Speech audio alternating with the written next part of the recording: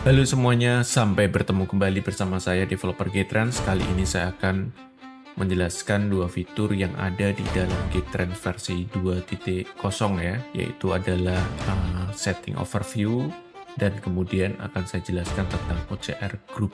Saya akan jelaskan dahulu tentang setting overview. Setting overview itu dibuat sebenarnya untuk supaya kita lebih mudah melakukan proses penyetingan karena semuanya diletakkan dalam satu jendela. Pada prinsipnya setting-setting ini ada semua di menu, misalkan always on top, put camera record dan sebagainya. Cuman karena ini dibuat dalam satu jendela, diharapkan kita akan jauh lebih mudah untuk bisa memitigasi settingan kita secara general, secara global, secara overview ya. Sesuai dengan urutan pipeline penerjemahan yang terjadi di dalam Gtrans. Opsi yang kita lakukan, kemudian OCR engine-nya dipersiapkan seperti apa. Di sini ada tombol OCR parameter fix, terus kemudian teks apa yang akan kita exclude dari hasil OCR, misalkan ada kata health, save, load, dan sebagainya yang tidak ingin kita masukkan dalam proses penerjemahannya. Terus kemudian engine penerjemahan apa yang kita pakai, Google, ChatGPT,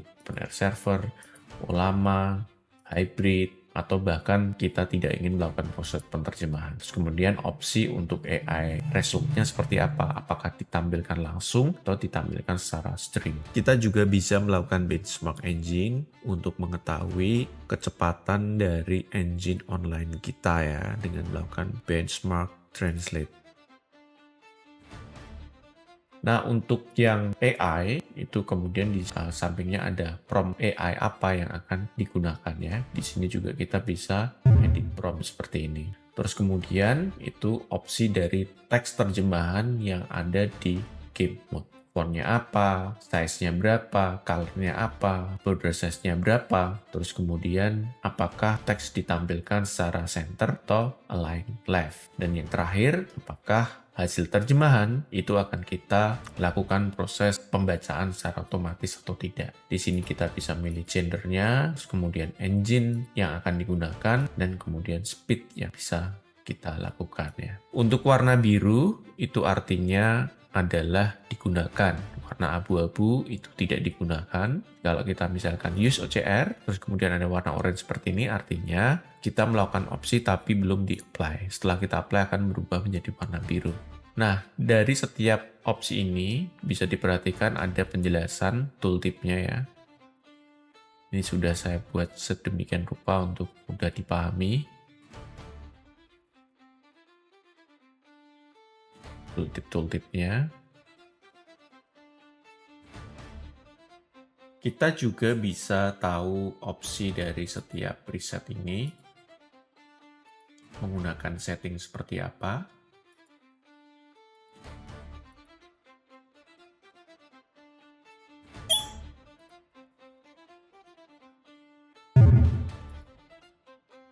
Atau bahkan kita bisa tahu preset-preset custom yang kita lakukan settingnya seperti apa.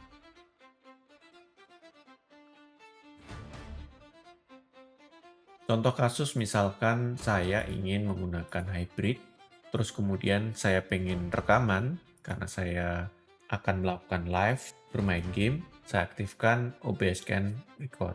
Terus kemudian saya use OCR, terus kemudian karena gamenya itu adalah game RPG yang dialognya ke dialog berikutnya menggunakan tombol, keyboard atau gamepad, jadi saya tidak perlu deteksi tinggi. Deteksi tinggi cocok untuk game yang naratif subtitlenya sangat cepat. Terus kemudian OCR 0,8 ya. Sebenarnya idealnya kita harus ngecek di sini untuk tahu speednya seberapa cepat gitu. Apakah menggunakan GPU bisa cepat atau tidak, lebih cepat atau tidak. Misalkan, kalau misalkan lebih lambat ya gunakan CPU. Terus ini bisa dicek menggunakan scalingnya. Coba geser-geser aja.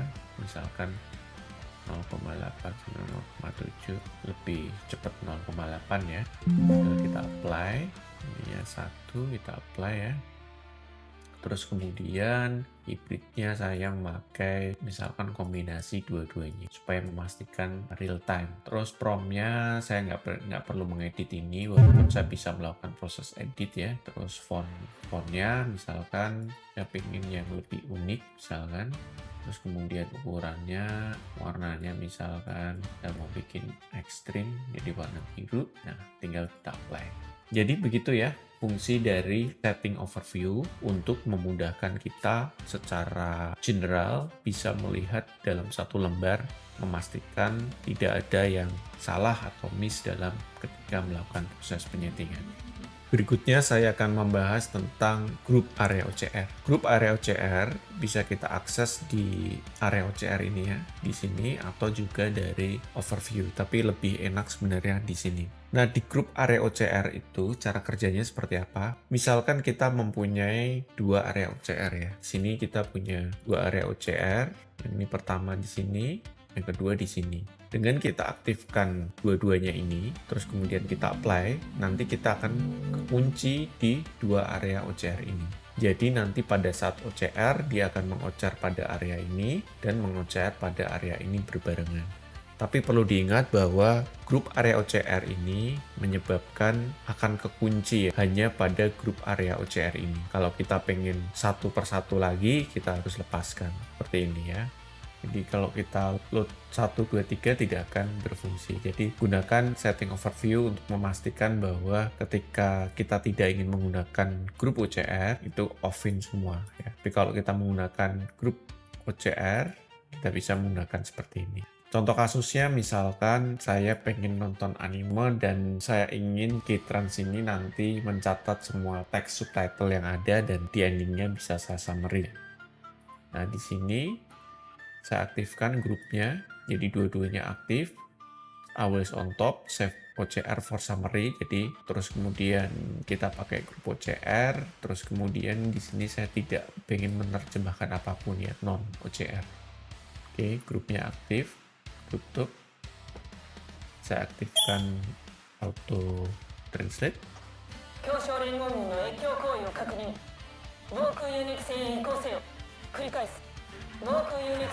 Nah ini kalau misalkan kita mau ngupdate ya, ini karena kotakannya kurang gede, kita bisa misalkan di sini saya gedein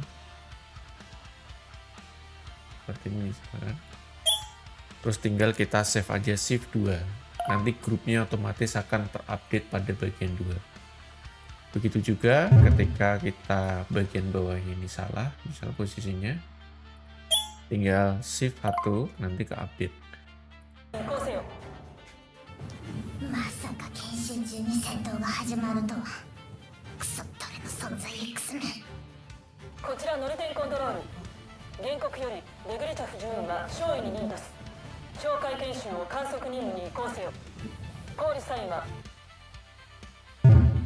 Nah, di sini kita kelihatan masuk semuanya. Ya, untuk nanti bisa kita lakukan proses summary. Baik, ini penjelasan untuk yang grup OCR. Semoga bisa dipahami.